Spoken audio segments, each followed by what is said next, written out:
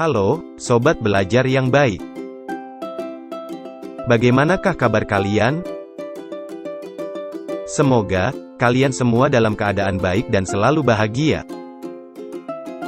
Kali ini kita belajar materi perbedaan paragraf deskripsi dan eksposisi. Yuk, kita mulai belajarnya bersama. Pertama-tama kita pelajari paragraf deskripsi.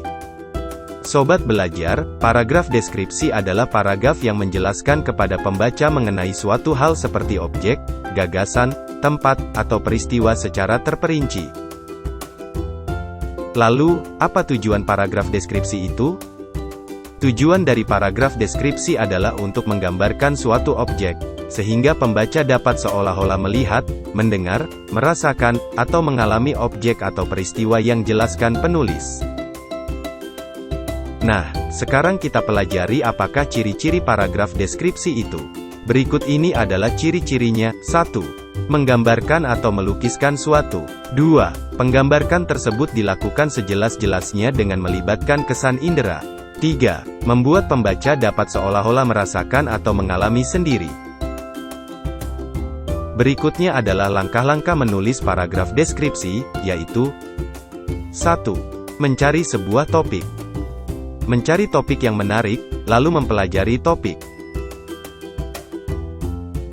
2. Merancang sebuah paragraf. Setelah memilih sebuah topik, merancang objek dapat dengan menjawab pertanyaan-pertanyaan berikut ini.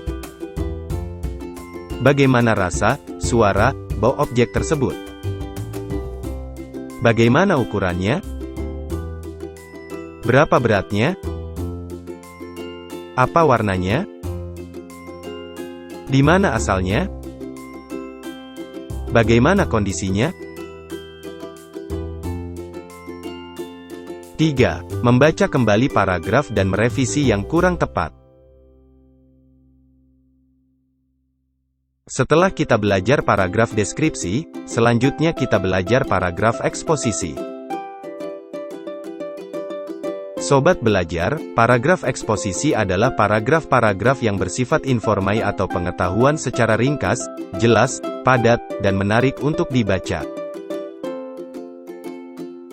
Dan tujuan teks eksposisi adalah untuk menjelaskan informasi tertentu agar pengetahuan pembaca bisa bertambah.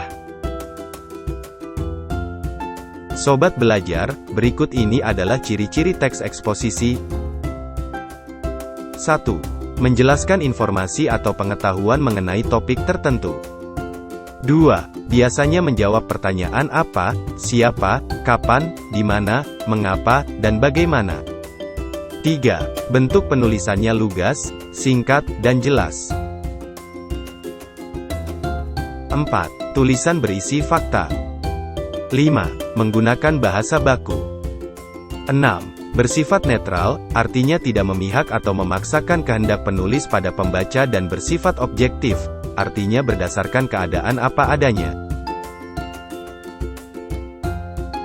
Sobat belajar, demikianlah penjelasan materi perbedaan paragraf deskripsi dan eksposisi, semoga bermanfaat, tetap semangat belajarnya ya.